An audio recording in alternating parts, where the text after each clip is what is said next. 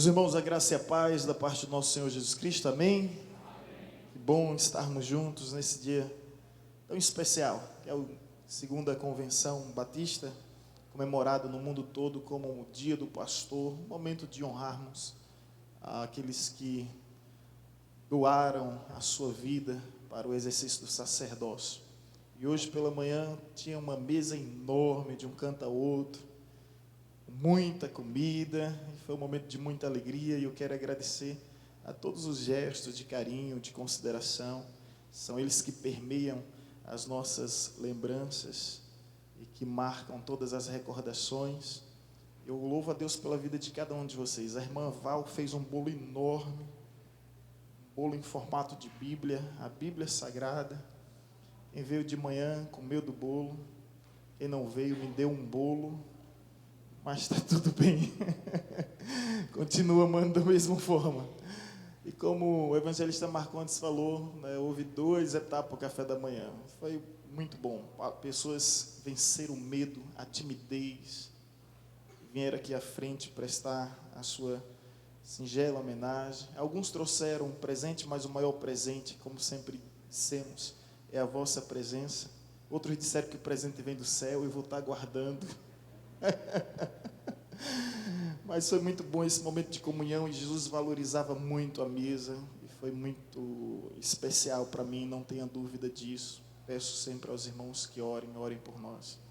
E quero louvar a Deus pela vida da pastora Salete, pedir a ela, por gentileza, se coloque em pé para que a igreja possa conhecer. Ela é cunhada do nosso amado Roberto. Deus abençoe. Vamos aplaudir ao Senhor pela sua presença. É irmã de Nalva, não? Não, né? Cunhada, né, de Nalva? Que Deus abençoe mais e mais. Queremos também louvar a Deus pelo missionário Milton, meu amigo, missionário Milton. Andamos já há um bom tempo. Ele tem sido um oráculo em minha vida. Ele não sapateia, não marcha, não pula, mas ele entrega uns recados da parte de Deus. E eu louvo ao Senhor pela sua vida e quero preservar essa amizade até a volta de Jesus. Amém? Queridos, vamos abrir a Bíblia em Hebreus capítulo 5, versículo 4.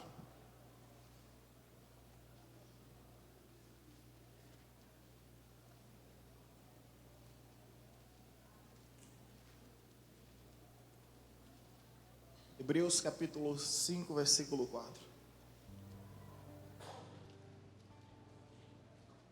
Você que encontrou esse texto, por gentileza, sobre a palavra, você venha se debruçar em reverência. Curve sua cabeça, feche seus olhos, faça sua oração para que Deus venha falar contigo, para que Deus venha falar conosco.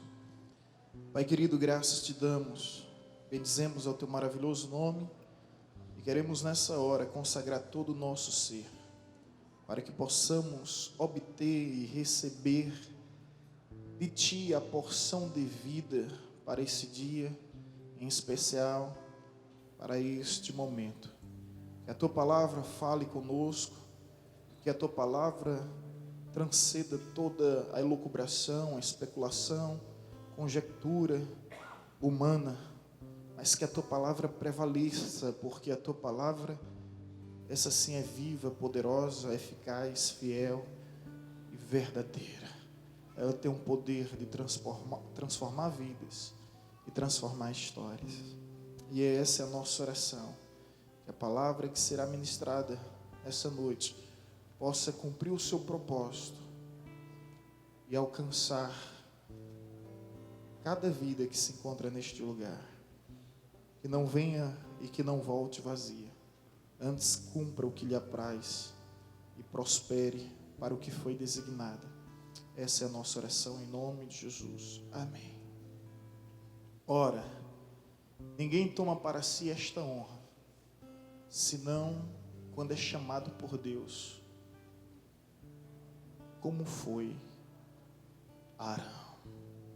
Vamos todos repetir esse verso nessa versão?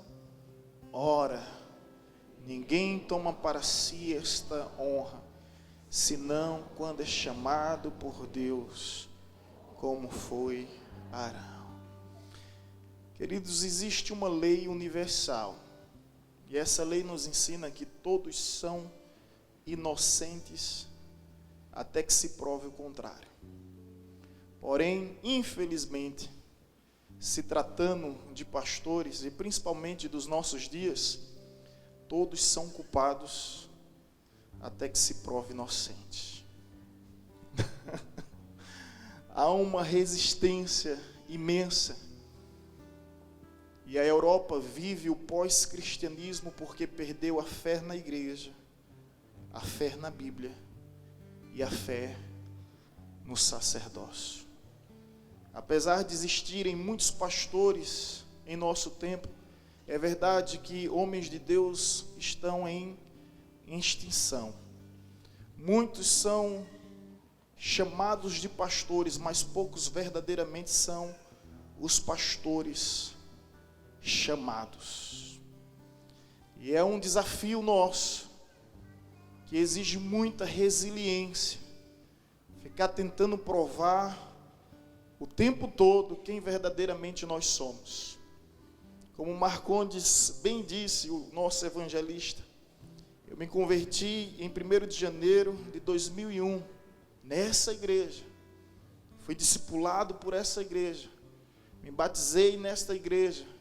Fui enviado ao seminário através desta igreja. Depois fui consagrado, ordenado e celebrado o meu matrimônio e tive os meus filhos nesta igreja. E de fato a palavra do Senhor nos diz que um profeta em sua casa não tem honra.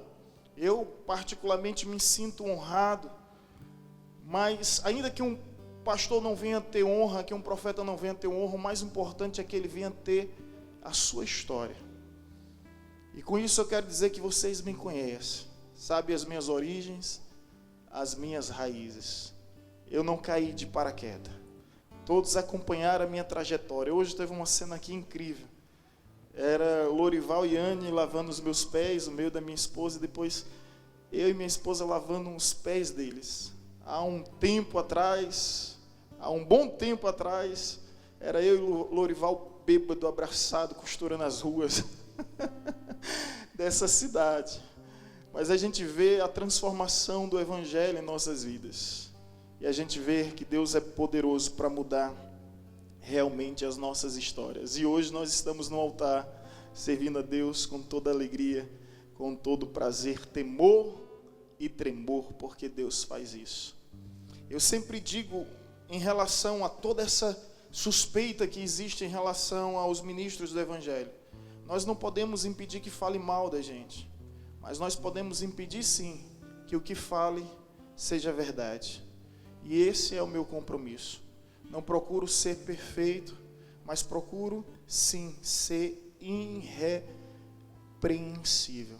E tenho 13 anos como pastor nessa igreja, e louvo ao Senhor por cada dia neste lugar. Como disse Martin Lloyd-Jones, um ministro britânico, um pastor do Evangelho, a uma classe de alunos seminaristas que estavam se preparando para exercer a vocação ministerial, o pastorado. Ele disse: se vocês conseguem fazer outra coisa em vossas vidas, façam. Porque pastorado é justamente para aquele que está consciente que não consegue fazer mais nada em sua vida a não ser cuidar do rebanho que Deus lhe confiou. A responsabilidade é grandiosa, a missão é árdua, apesar de gloriosa. E eu gostaria de partilhar esse texto convosco. Se por gentileza a projeção puder colocar novamente. Esse é o texto que veio ao meu coração nessa noite.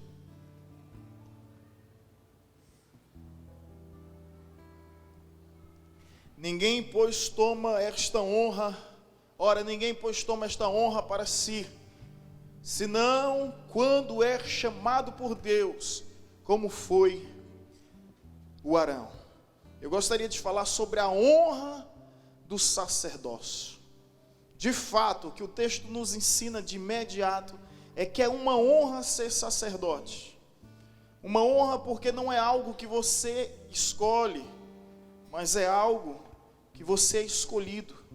Não é algo que você se capacita, mas que você é capacitado para exercer. De fato, é uma honra.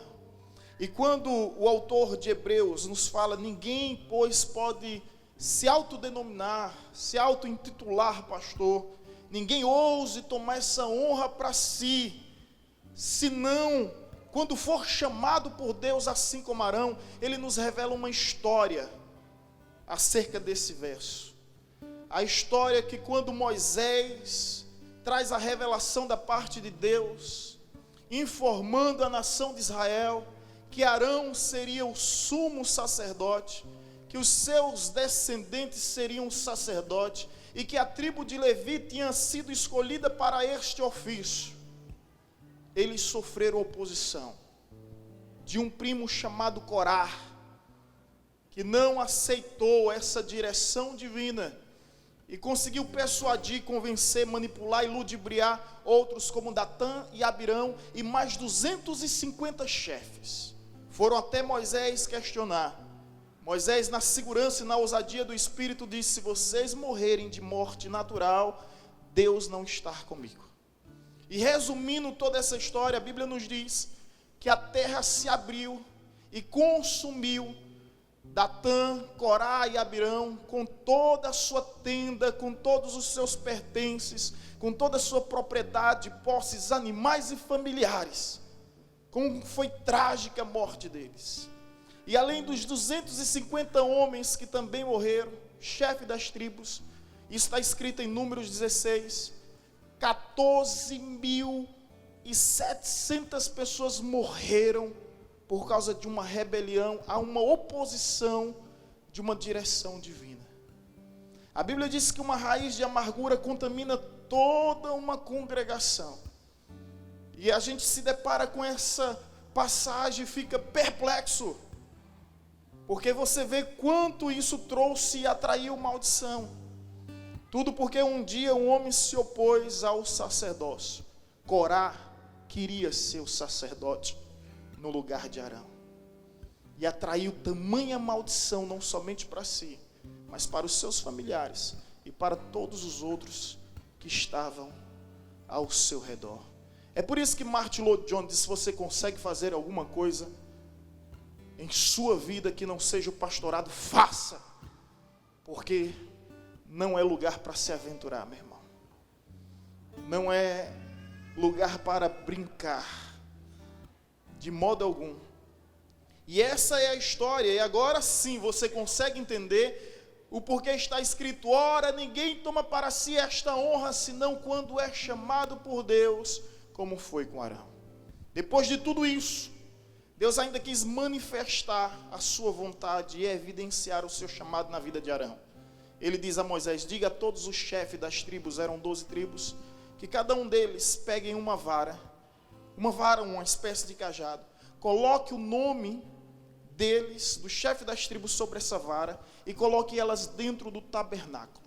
Amanhã, a vara que florescer será um sinal para que Israel jamais venha contestar a minha soberania quanto à eleição daqueles que serão meus representantes no sacerdócio. E assim foi feito. E no dia seguinte, todas as varas estavam normais, exceto a vara de Arão, que simplesmente floresceu. Deus gerou vida aonde não havia vida. E aquela vara simplesmente floresceu. E esse era o sinal de Deus, que o sacerdócio é algo que pertence ao Senhor. É Ele que escolhe. E quando eu olho para mim, eu sei que Ele não escolhe os capacitados, mas capacita aqueles que Ele mesmo escolhe. Não há mérito algum, mas existe sim uma honra. E eu gostaria de partilhar convosco sobre a honra do sacerdócio.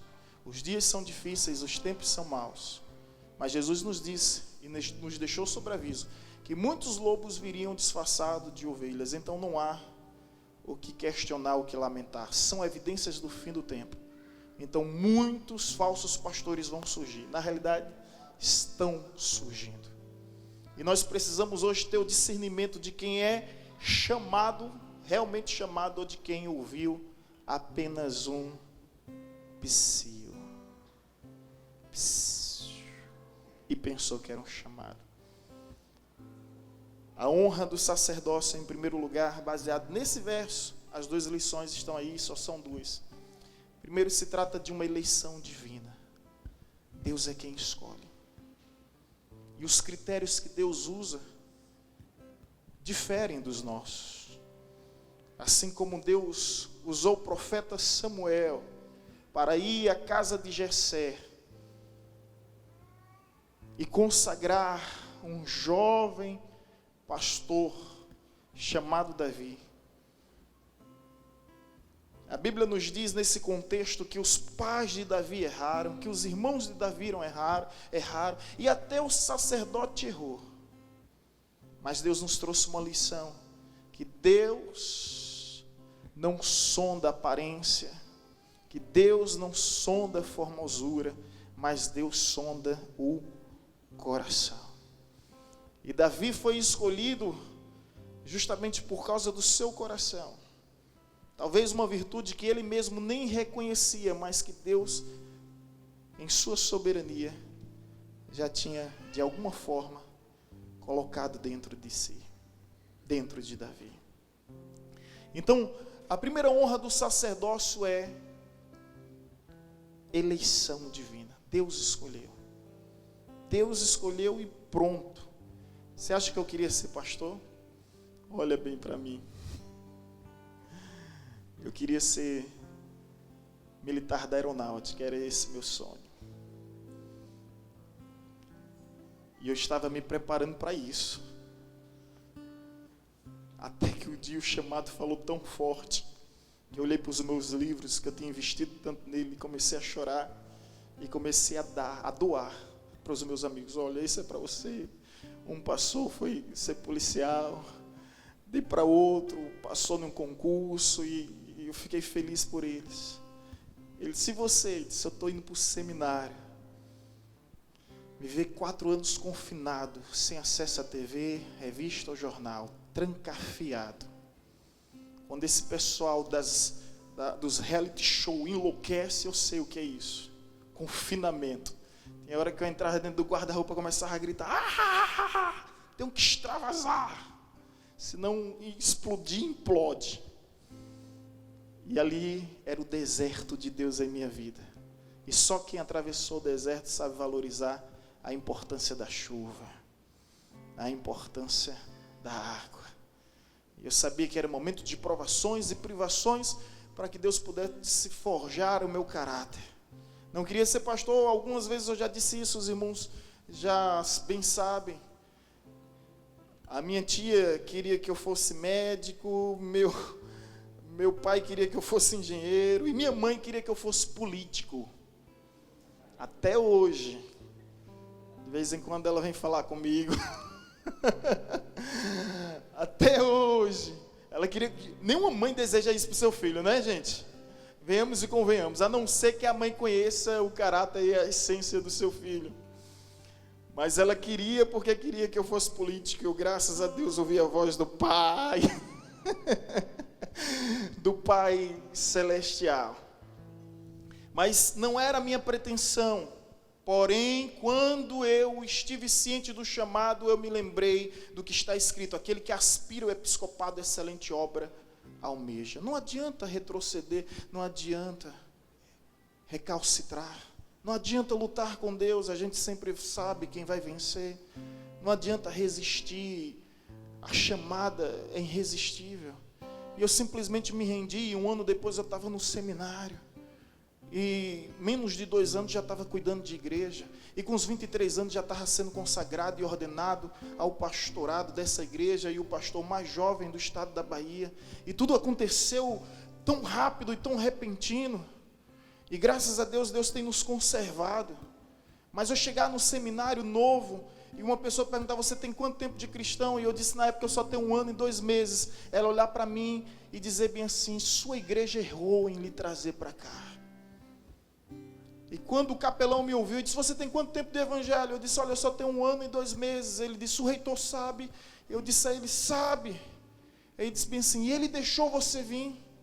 Eu disse: na verdade, quando eu disse a ele que eu tinha um chamado e que ia me preparar para exercer o ministério no seminário, ele olhou para mim, Thomas William Fodor, do Canadá, já está há umas décadas no Brasil, esteve conosco há um tempo, ministrando a palavra. Ele disse: espera aí. Aí ele entrou na salinha dele, ele fala assim, né, gringo. Depois de um tempo ele chegou, ele tem a mania, né, pode vir, é de Deus, é de Deus. Deus de alguma forma sussurrou no seu ouvido que era para ele quebrar as regras, deixar os protocolos do lado e entender que o Espírito sopra onde quer. Ouves a sua voz, não sabe de onde vem nem para onde vai, assim é todo aquele que nasceu de Deus. E aquele menino estava sendo apenas soprado pelo hálito divino, pelo ruar, pelo paráclito de Deus. Não sabia onde isso ia chegar, não sabia. Apenas vivi intensamente. Com 2 meses no meu colégio, estava pregando para a rádio, através da transmissão para a rádio, em todas as salas. E Deus ia confirmando. A honra do sacerdócio é que é uma eleição divina. É Deus que escolhe. E a Bíblia, em diversas passagens, vai nos corroborar, ratificar com essa verdade. Jeremias 3,15 diz: dar-vos-eis pastores, segundo o meu coração. Quem dá um pastor não é uma agência missionária, não é um seminário teológico, não é uma denominação religiosa. Quem forma pastor é Deus. Dar-vos-eis pastores segundo o meu coração. E outro detalhe: Deus não dá igreja para pastor, Deus dá pastores para a igreja. Dar-vos-eis pastores. E a essência é essa: segundo o meu coração, segundo a minha vontade, segundo os meus propósitos, segundo os meus desígnios. E como se esse texto não bastasse, você vai para Efésios capítulo 4, versículo 1, que diz bem assim: dar-vos-eis pastores, e uns serão pastores. É Deus quem dá pastor, é Deus quem forma pastor, é Deus quem gera pastor. É aquilo que Corá não entendeu, porque tenho certeza que Arão tinha suas limitações, tenho certeza que Arão tinha suas falhas, tenho certeza que Arão tinha os seus problemas, como todos nós temos. E ele não entendeu que, apesar de tudo, na vida de Arão existia uma unção específica, para um propósito especial. Não se mete nisso não, irmão. Não se mete nisso não. Se Deus escolheu, se Deus selou, é de Deus. Às vezes eu digo assim, pastora Salete, se vocês podem até desconfiar do homem, mas nunca desconfie de Deus. Em outras palavras, se você não confia no homem, ao menos confie em Deus. Confie em Deus, porque está escrito: não vos enganeis. De Deus não se zomba. Aquilo que o homem semear, isso ceifará. Quem semeia na carne, colherá na carne. Quem semeia no Espírito, ceifará no Espírito. Martin Luther King diz: a pessoa pode enganar a muitos por muito tempo, mas não o tempo todo. Confiar em Deus. Que às vezes as pessoas ficam com ranços, com celeumas, com paranoia, com crises, ouvindo a palavra do opressor, sendo aconselhado por ímpios, e deixa de se envolver e se desenvolver no reino de Deus, justamente por causa das críticas e das inúmeras censuras que existem. Conforme foi dito, ainda há homens de Deus, ainda existem igrejas fiéis, ainda há um remanescente preservado e conservado pelo próprio Deus. Um dia eu cheguei no seminário para o pastor Ivanildo Lopes, que há 3 anos foi recolhido para a glória, e ele foi o patrono da nossa turma, e eu apresentei uma folha de ofício, as 2 laudas dessa folha, toda preenchida sobre alguns problemas que eu tinha encontrado dentro da igreja, e estávamos no refeitório. Pastor, por gentileza, um momento da sua atenção, olha isso aqui, pastor. E estava lá enumerado todos os problemas que eu vi dentro da igreja. Citei, e isso era uma decepção e uma frustração para mim. Ele olha, e depois de encerrar aquela leitura, ele coloca a mão nos meus ombros e disse: filho, tudo isso é verdade, mas não se esqueça de algo: os santos não fogem do mundo, os santos transformam o mundo. Se levantou, saiu, mas me deixou naquele lugar chorando, pedindo perdão a Deus. Pedindo perdão a Deus, porque as minhas perspectivas estavam nos lugares errados. É para a cruz que eu tenho que olhar e saber que o meu bom pastor não desistiu por amor a mim, e por amor a Ele, eu não vou desistir.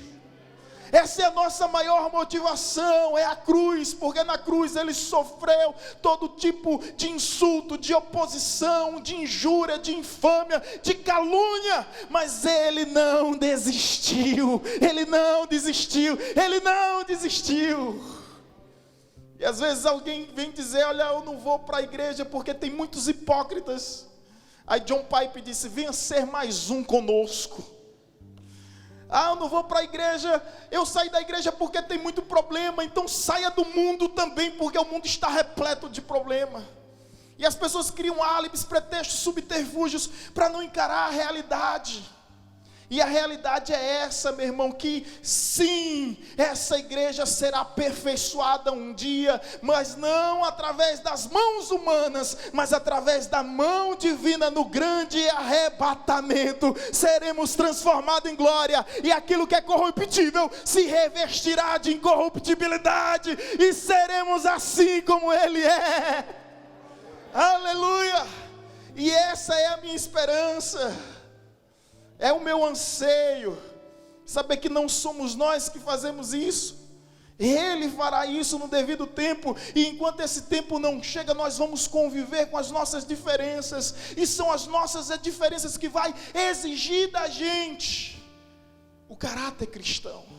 Porque como você poderá dizer que é capaz de perdoar se ainda não teve uma oportunidade de se vingar? Como é que você pode alegar que é capaz de amar se ainda não teve um motivo para odiar? Então é justamente na nossa convivência que Cristo se revela, que Cristo se manifesta. É renunciando o nosso eu, carregando a nossa cruz, mortificando a nossa carne e dando glória a Jesus, porque o céu é maior que tudo, o céu é maior que tudo, e é para lá que eu vou, meu irmão, é para lá que eu quero ir, é para lá que nós estamos andando, amém?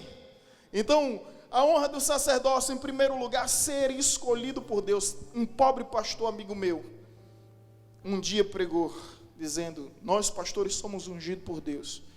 Quando ele terminou de falar, a vice-moderadora da igreja pegou o microfone e disse: pensa, pastor, esqueceu de dizer que não é somente o Senhor ungido, é todo mundo ungido.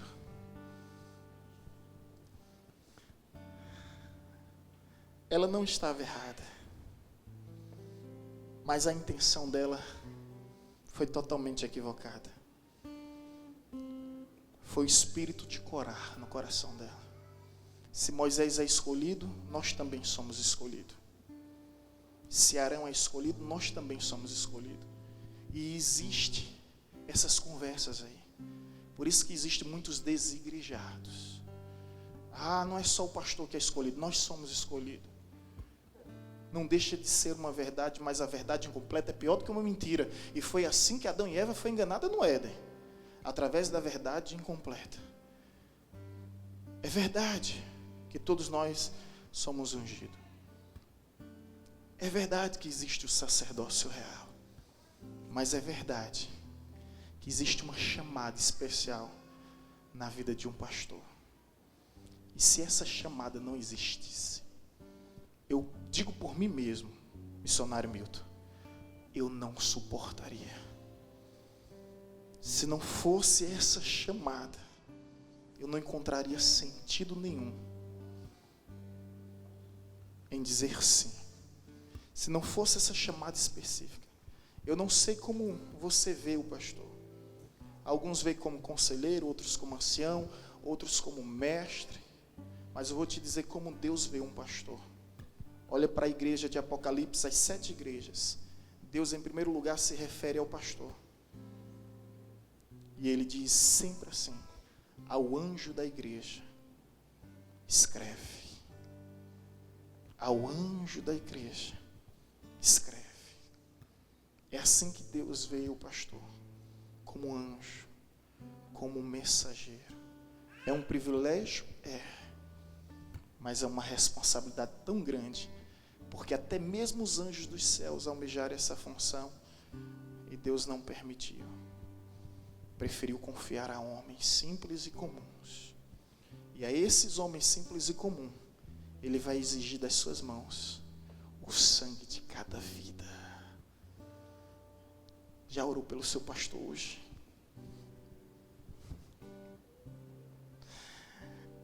Gente, até só o suei agora. Você já orou pelo seu pastor hoje? Pensou? Quando entrar no céu, todo mundo vai festejar e celebrar, mas os pastores vão ser chamados para uma DR. Vamos ali, vamos prestar conta de fulano e fulano, e cicrano, e beltrano. Ciente disso, eu oro todos os dias, apresentando as vossas vidas ao Senhor e dizendo: Deus, o que eu não puder fazer, o Senhor faça. O que eu não souber, o Senhor sabe. E onde eu não puder ir, que o Senhor, por gentileza, vá. Amém, irmãos? Primeiro lugar, a eleição divina. Agora, segundo lugar, não tão menos importante. Além da eleição divina, existe, sabe o quê? Uma ordenação humana. Não existe uma ordenação humana. Ninguém toma essa honra para si, a não ser que seja chamado por Deus, como aconteceu por Arão. Arão foi de fato escolhido por Deus, mas teve Moisés para intermediar, orientar, direcionar e derramar o azeite sobre a sua cabeça. Muitos estarão me ouvindo através das redes sociais, e talvez alguns pastores também. E a pergunta a fazer é: quem foi que derramou o óleo sobre a sua cabeça? Quem foi que derramou óleo sobre a sua cabeça?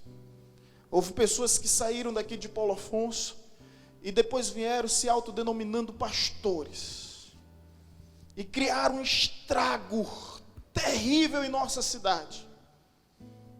E essas pessoas simplesmente se consagraram a pastor, se autodenominaram a pastor, não levaram em consideração a ordenação que existe. Não é simplesmente: eu sou pastor. Epa, como assim? Quem lhe consagrou? É título que você quer? É glamour que você quer? Status que você quer? Você está totalmente iludido. Porque conforme o evangelista hoje, pela manhã, o nosso evangelista Marcondes disse: ministério não é trono, ministério é toalha. Jesus não ofereceu trono para ninguém, Ele ofereceu toalha. E Ele ofereceu toalha depois que Ele lavou os pés dos apóstolos, e entregou a toalha a eles e disseram: assim como eu vos fiz, façais também vós. É toalha, é servir. Se existe algo que eu estou completamente consciente, é que quanto mais eu cresço, quanto mais dons Deus me dá e títulos eu conquisto, é para maior e melhor servir. Só faz sentido o ministério quando esse é o nosso propósito mesmo. Então há uma ordenação humana. Samuel ungiu Davi, Elias ungiu Eliseu, e o apóstolo Paulo também foi ungido. Olha comigo Atos capítulo 13.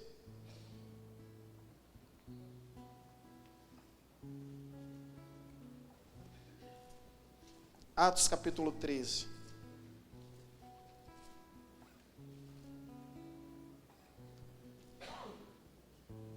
versículo 2 e versículo 3. Escute. E servindo eles ao Senhor e jejuando, disse o Espírito Santo: separai-me agora Barnabé e Paulo, para a obra que vos tenho chamado. Então, jejuando e orando, e impondo sobre ele as mãos, o despediram. O Espírito Santo é quem escolhe, o Espírito Santo que separa. Mas ei, houve uma imposição de mãos. Houve uma imposição de mãos. E a Bíblia diz em Conselhos de Paulo a Timóteo: não ponhas as mãos precipitadamente sobre outro, que antes sejam experimentados e não neófitos, ou seja, inexperiente. Existe uma imposição. Sabe por quê, irmãos? Existem muitos francos atiradores. O que são francos atiradores? São pessoas independentes demais de tudo. Eu tenho pastores pela Convenção Batista, no Estado, no Brasil, lideranças, autoridades sobre as nossas vidas. Momentos difíceis você liga, você ouve, você é aconselhado. Não é de uma forma clandestina, autônoma, completamente independente. Quando a gente vê, ninguém toma essa honra para si a não ser como Arão. Arão estava debaixo da cobertura de Moisés. Qual é a sua cobertura espiritual? Estava lendo Augusto Cury, quero ser sucinto. E ele diz: o que mais admira em Jesus é que ele era, aquela coleção dele sobre a mente de Cristo, é que ele era independente, ele não levantava bandeira, não vestia camisa, ele era independente. Aí um cristão imaturo ler Augusto Cury, vai ser independente também, não vai congregar em lugar nenhum, não vai ter pastor. E Augusto Cury foi infeliz na sua fala. Ele é psiquiatra, ele não é pastor. É verdade que Jesus não participou de nenhum segmento das ramificações religiosas na sua época. Existia saduceus, essênios, fariseus, zelotes, existiam os samaritanos, os herodianos, Jesus não participou de nenhuma desses grupinhos. Mas escute isso, quando Jesus vai até João Batista, procurar as águas lamacentas do Rio Jordão, Jesus está se submetendo a uma autoridade. E aquele batismo, ele tem seu significado. O testemunho público, porque uma voz brada: este é meu filho amado. Mas mais do que um testemunho público, tem a obediência à vontade de Deus. Jesus disse bem assim: que essa seja feita conforme a vontade do Pai. Ou seja, o próprio Jesus se submetendo à vontade do Pai. Tem um exemplo que nos perpassa, que nós também devemos procurar. Então, além desses 3 motivos, tem uns 4.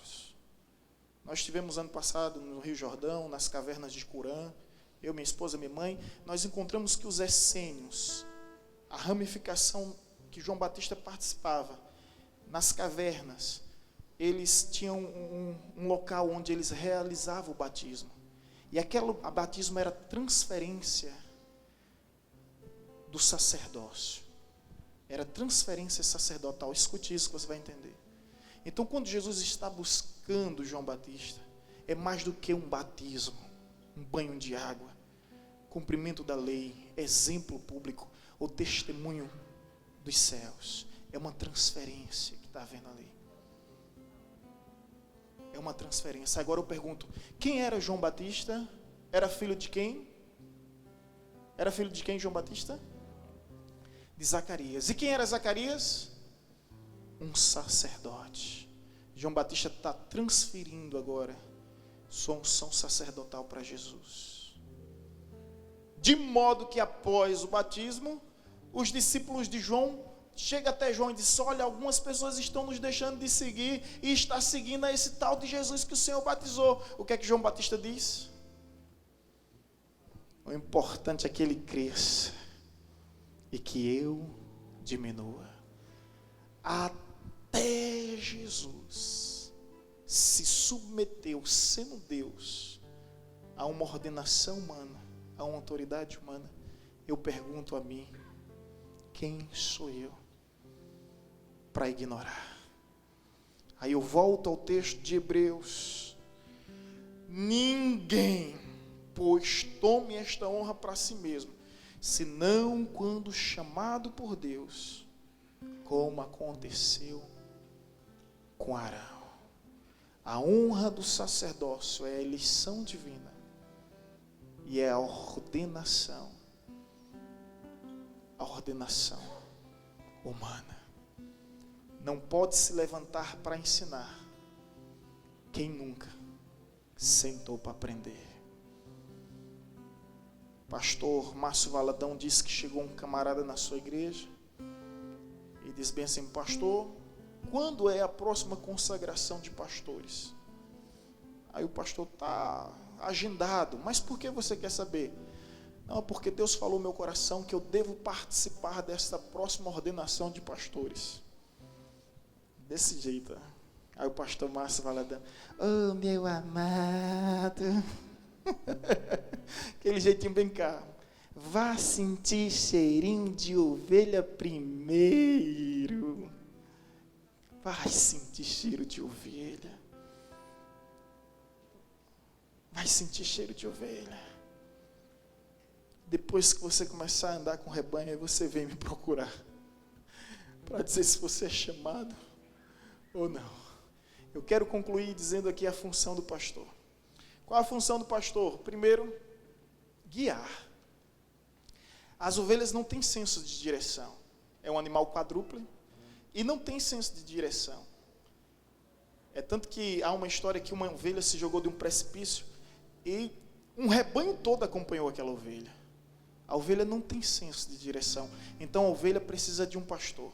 E é interessante, né, que o pastor, a missão é justamente guiar, e como diz o Salmo 23, ele nos guia aos pastos verdejantes, às águas tranquilas, é conduzir, é mostrar o caminho.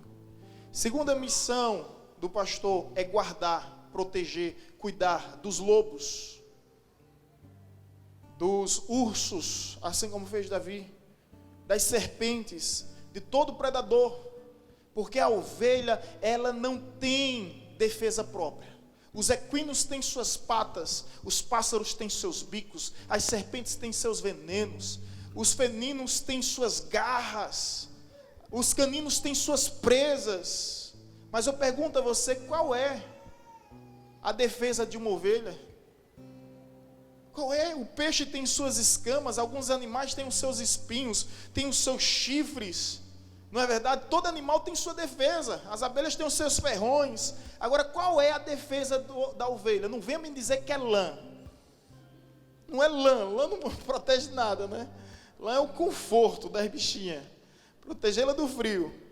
Qual é a proteção da ovelha? Não tem. A ovelha não tem proteção. Aí Deus enviou a proteção para a ovelha, que é o pastor. É o pastor a proteção da ovelha. É o pastor que cuida da ovelha. Por isso que Deus poderia se apresentar como qualquer outra figura, personagem ou profissão, né? Entre aspas, porque pastorado não é profissão, é vocação. Mas ele se coloca como o quê? Como um pastor, aquele que protege. Então, o pastor guia, o pastor cuida, o pastor alimenta. Ovelha é exigente, não come qualquer coisa. Bode é diferente, bode come tudo. Ah, miserável do bode. Bode come tudo. A gente foi fazer, tinha um evento, foi um retiro espiritual. O pessoal colocou a tenda, tinha um bode comendo, sabe, o tecido da tenda. Miserável. Bode pula cerca, bode não ouve ninguém, bode não escuta nada, bode anda sozinho. A gente atravessa esse sertão, a gente vê bode sozinho. Agora você não vê uma ovelha sozinha. Ovelha anda em rebanho. Um dia desse estávamos indo pregar em Salgueiro, e também aproveitando a oportunidade, terça eu estarei pregando em Petrolândia. Quem quiser ir, por gentileza, sinta-se convidado. Estaremos ministrando aqui próximo. E de repente atravessa um miserável de um bode nosso caminho. Quase sofremos uma colisão, como nosso irmão Damasceno, que que sofreu um acidente por causa de um bode que atravessou a estrada. Não foi, Damasceno? Estava sozinho aquele miserável, né? Eles andam só. E as ovelhas andam em rebanho. O pastor alimenta, pastor guia, guarda, alimenta, quarta. Pastor. Para que o cajado, né, gente? Pastor corrige. Pastor que é pastor corrige. Pastor que é pastor diz não. Pastor que é pastor exorta. Pastor que é pastor repreende. Nos meus 10 anos, minha tia morava em Feira de Santana. Ela tinha um rebanho. E quando eu ia passar minhas férias, ela me colocava para cuidar daquele rebanho. Ela estava me preparando, nem sabia. Eu levava aquele rebanho. Depois trazia. Quando trazia aquele rebanho, ele ficava com a varinha do lado. Ele vinha cheio de espinhos. Que são, como é o nome daqueles espinhos? Carrapicho. Gente, já tentou tirar carrapicho de cachorro, de gato? Mesma coisa tirar de ovelha. Ela dava coice, dava cabeçada. Feria nela, feria em mim. E eu disse, tia, sabe de uma coisa, eu não vou fazer mais isso não. Ela disse, meu filho, olha, se você não fizer isso, esses carrapichos vão criar um ferimento nas ovelhas. Vão gerar um hematoma. Elas podem até morrer com isso. Aí eu olhei para aquele rebanho e disse, já que não tem ninguém para fazer isso, eu vou então. Tirar carrapicho é difícil, gente. Porque dói na gente também. Não é nada confortável. Não é nada conveniente, mas a gente faz isso por um bem maior. Na Palestina, quando uma ovelha está muito serelepe, pensando que é uma corça, né? Pensando que é um servo, pulando demais e se afastando do rebanho, sabe o que o pastor faz? Pega a patinha daquela ovelha e quebra. Os irmãos assim espantaram. Depois enfaixa a patinha daquela ovelha e coloca ela sobre os seus ombros, até cicatrizar e reabilitar, e quando ela tiver condições de andar, acontece algo extraordinário. Aquela ovelha não consegue mais se afastar daquele pastor, nem 1 metro de distância. Ela fica aos pés do pastor. Deus é o nosso bom pastor. E Ele não deixa de ser bom quando Ele pega a nossa patinha aí, quebra. Isso não é para nos perder, é para nos ganhar. Isso não é para nos expulsar, é para nos atrair. Isso é para nos trazer para mais perto. E Deus quebra. E o bom pastor corrige as ovelhas. Às vezes ele disciplina a ovelha. Vai ficar um tempo sem o ministério. Para que a ovelha venha valorizar o altar, porque é melhor, né, pastora Salete, o vazio no altar do que o altar vazio. É melhor o altar vazio do que o vazio no altar, perdão. E às vezes quebra a patinha. Deixa eu encerrar essa fala minha com uma história de um pastor de uma região aqui do sertão. Pastor humilde, gente, simples. Uma igreja muito complicada. Uma igreja muito complicada, muito difícil. Ele não sabia, missionário Milton, pastora Salete, como conduzir aquele rebanho. E um dia Deus deu uma visão a ele. E ele atendeu aquela visão, e quando chega no dia do culto à noite, ele chegou atrasado, o louvor já estava acontecendo, e ele chega segurando um bode e uma ovelha. Literalmente, ele traz um bode, e a ovelha fica com o bode e com a ovelha ali. Quando chega a hora dele pregar, no momento de pregar, todo mundo, sabe, tenso, apreensivo, o que é que o pastor vai fazer? Ele pega o bode e a ovelha, o que é que ele faz? Com as cordas que seguravam o bode e a ovelha, ele simplesmente solta. A ovelha se deitou do lado dele. O bode saiu pulando na igreja toda. Pá, aquela agonia, alvoroço, no meio do arraial do povo de Deus. Depois que o bode saiu, todo mundo sentou. Aquele pastor simples e humilde, mas cheio de uma sabedoria que só Deus dá. Ele disse bem assim: quem for ovelha pode ficar. Quem for bode pode sair. Porque Deus me chamou para ser pastor de ovelhas. E Charles Spurgeon disse que o maior erro dos pastores nos dias atuais é deixar de pastorear ovelhas para entreter bodes. Nós não estamos aqui por causa do entretenimento. Nós estamos aqui por causa do pastoreio. Não é a cerca que fará com que alguém permaneça nesse lugar, mas é o bom pasto. E eu posso dizer que nós temos um pasto bom, porque nós temos um bom pastor. E esse bom pastor não sou eu, é Ele. É Ele. Ele é o bom pastor. O artigo é definido, demonstrando que Ele é único e que não há outro além dele. Quanto a nós, nos esforçamos para ser pastores bons, mas o bom pastor é Ele. E quer saber? Eu também sou ovelha desse rebanho. Eu também sou ovelha desse pastoreio.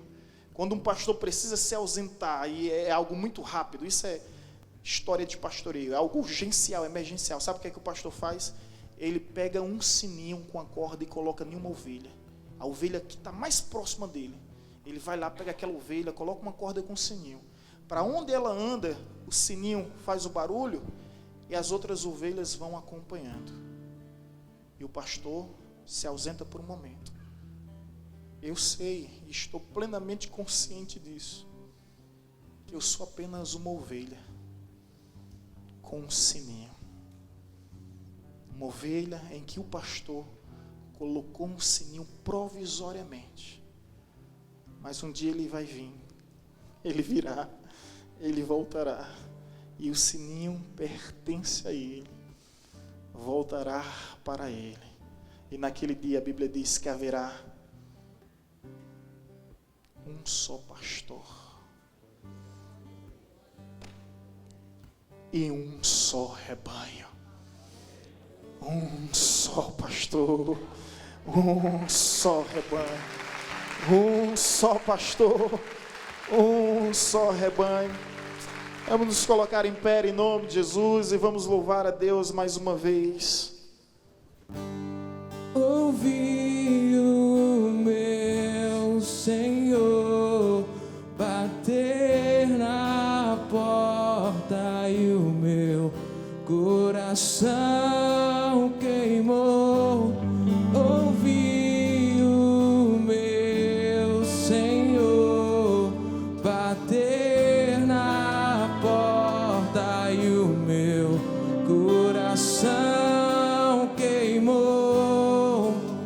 Eu não vou parar, gastarei minha vida aos teus pés.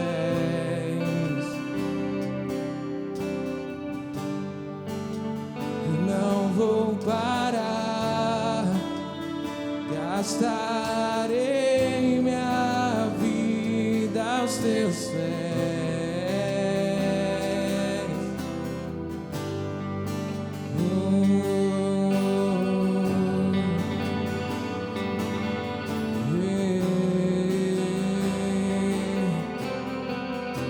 Eu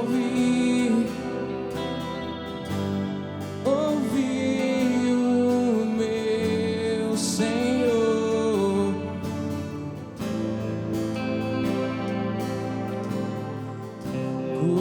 coração queimou. Ouvi bater na porta e o meu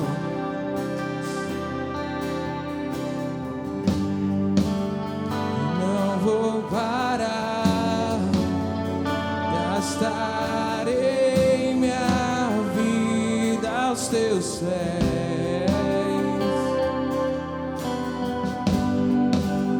Eu não vou parar, gastarei minha vida aos teus pés.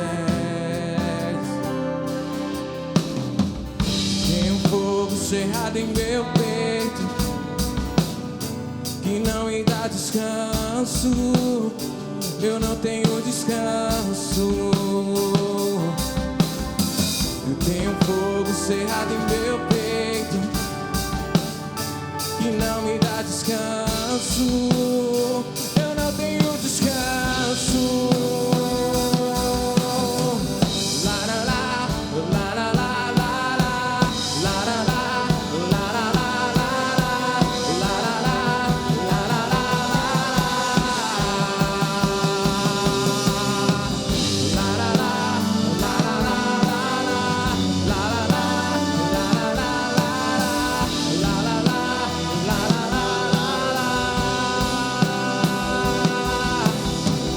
Deixa queimar, deixa queimar, deixa queimar, deixa queimar, deixa queimar, deixa queimar,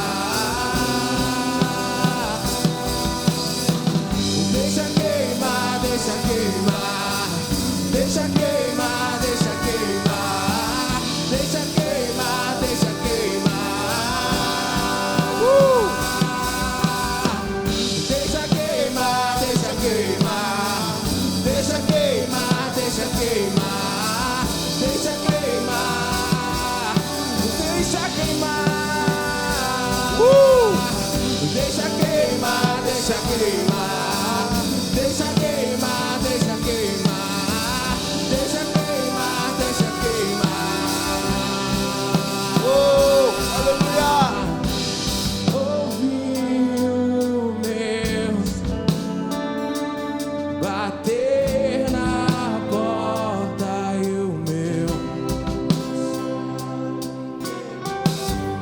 ouvi o meu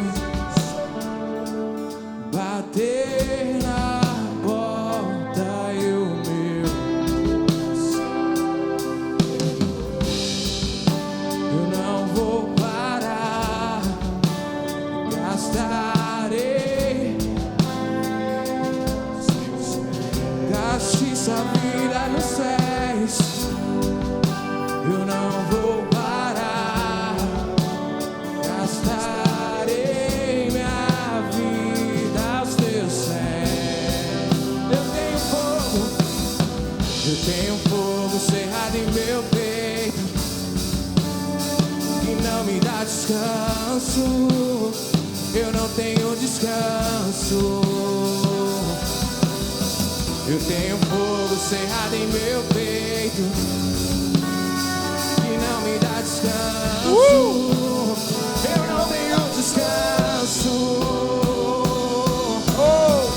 La la la, la la la la, la la la, la la la, la la la, la la la, la la la.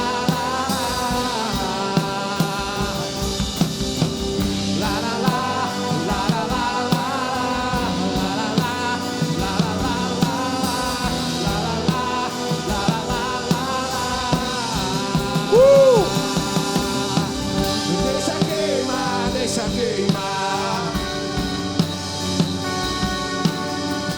deixa queimar, deixa queimar, deixa queimar, deixa queimar, deixa queimar, deixa queimar, deixa queimar, deixa queimar, deixa queimar, deixa queimar. Queima o nosso coração, Senhor. Deixa queimar, deixa queimar, deixa queimar.